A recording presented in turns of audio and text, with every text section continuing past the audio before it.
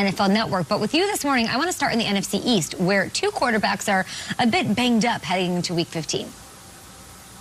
We'll start with Alex Smith, the Washington football team's quarterback, who really has led them to be a top 10 offense ever since he came into the starting lineup about 5 games ago. He's dealing with a calf strain. Now, they took x-rays after the game. They were negative. He's been walking around the facility. At least was walking around on Monday. Didn't seem to be in a ton of pain. And the fact that he was just able to do that without really limping is a good sign toward his availability to Sunday. I wouldn't be surprised if he's either very limited or doesn't practice today.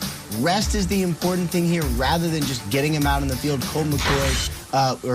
Dwayne Haskins, of course, would be the backup here for Alex Smith if he can't go, but there's some confidence that he could. Speaking of Colt McCoy's team, that would be the New York Giants, better known as Daniel Jones's team, the starting quarterback for the Giants. He's dealing with a hamstring injury from last week, and obviously he did not look great in the Giants' loss last Sunday. But the main thing here for the G-Man is he did not re-injure himself. So that's good. They expect him to be better when he hits the field Sunday night against the Cleveland Browns. That is the expectation, to practice this week early, feels a little better, and to get out on the field and start closer to full strength on Sunday. All around, Ian, thank you for being here with us, especially this early in the morning. Hope you're battening down the hatches up there with the fam, and we are ready for the NFC East, who's been really doing a table flipping all season long, especially the last couple of weeks. The Giants beating the Seahawks.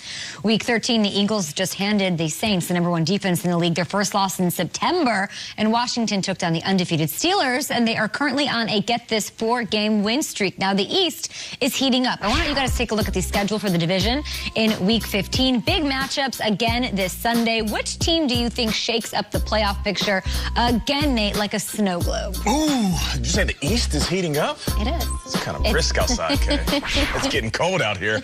But you know what else is cold? That Washington football defense.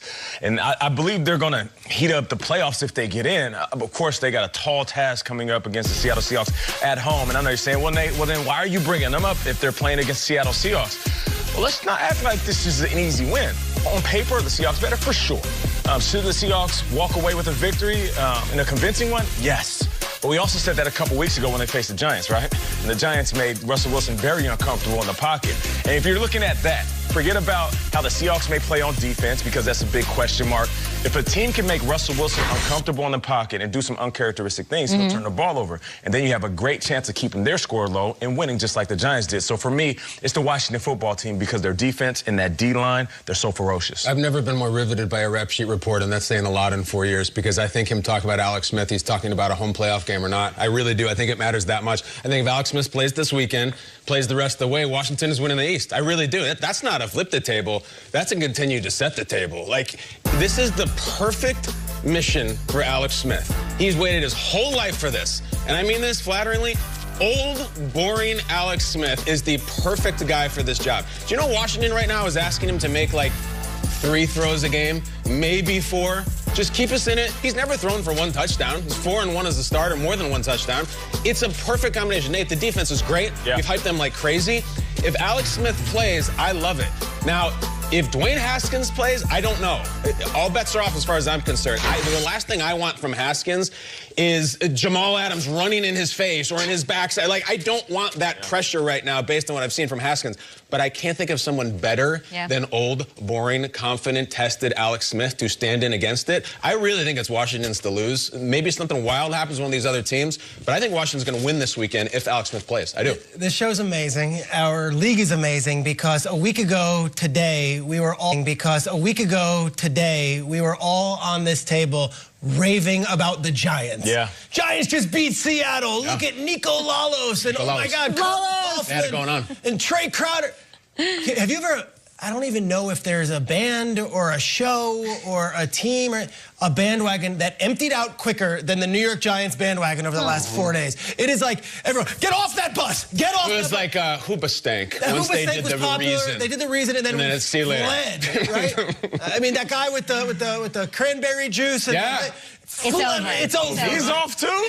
Everyone's off. Peter, True Detective season 2 and 3. Yeah. Okay, no one wanted to see Taylor from Kitsch. I don't know if I'm feeling the same way, though. You're not? Daniel Jones was hurt. I know Joe Judge is going to say, well, you know, we thought he was healthy. He did not look like himself. And maybe they should have started Colt McCoy last week against the Cardinals. But I look at this Giants team, and they have something very, very good going for them over the final 3 weeks of the season. They're 2-0 against Washington. They've got the tiebreaker. So if they can find a way to get at least something going, they're home on Sunday night with Al and Chris hosting a Browns team that's playing on 5 days rest, coming in off an exhausting game where their defensive backfield had nothing. I would think that the Giants bring everything to the table this weekend. If the Washington team loses, guess what? We wake up Monday. Guess who's in first place? NYG? NYG. That's pretty cool. So as much as I love Alex Smith and Hoobastank. NYG and Hoobastank. Back. The reason is you, Peter. The reason is you. I just think that, like, we're such a week-to-week league and we're such a week-to-week show. It's true. Yeah. A win and a loss from one. And guess what, Nate? I don't know. Does Russell Wilson come into Washington and I could see him winning that game, guys. I don't know. I could see the Browns winning this game. Absolutely. That's the NFL. Yeah. But if it does go a different way, this Washington hype, which I respect and love and appreciate, and I think that offense and that defense is like the perfect combination, the Giants are still alive. Yeah, no doubt about it. But we also saw the Pittsburgh Steelers going in and playing against Washington, and we thought that was going to be a walk in the park. I'm just saying, I feel like all season long, we've been underestimating the Washington football team for a million reasons. Alex Smith, I mean, is he really okay? Is that leg going to be all right? Who they have at quarterback? It's been a carousel. Their coach was there, and then he was fighting cancer and battled back and came. There's so many reasons why we could write them off, but I think for the Washington football team, they're looking in the mirror. There's so many reasons why we're supposed to be here. They've already been through adversity. What we're talking about right now and all these different variables, they can care less. They fought the biggest fight of their lives with their quarterback and coach already this season. They can play anybody. I wish they were playing Kansas City this weekend. For real? Washington versus Kansas City. They're fearless. That's how good their D is. I want to see them go against Mahomes. We're not. But they get Russ. Russell Wilson's a pretty good consolation prize. You're right. That's right. Guys, there are these tangible factors, right? Like this is going on, this injury, but there's something weird going on with the Eagles. And I feel like we have to bring them up here at the table if we're talking about it. You said, like, if maybe one of these other teams does something, if the Giants do fall to the Browns, if Washington does fall to Seattle, which I'm sure they'll be projected, both those games, to lose those games in the NFC East, if the Philly Eagles can somehow take down the Cardinals, it like knocks them out of the playoffs. They're like, let's not even talk about the NFC West side of things. That's absolutely huge, and they would be a half game back. No doubt. They are the division lead. With juice. With juice. The with Eagles, momentum. the Eagles are fascinating. We need to see another one. What do you mean? Well, like, what is it DiCaprio say in Django? It's that meme where he's like, you had my curiosity, now you have my attention. Yeah. Like, the Jalen Hurts came out and it was awesome. Yeah.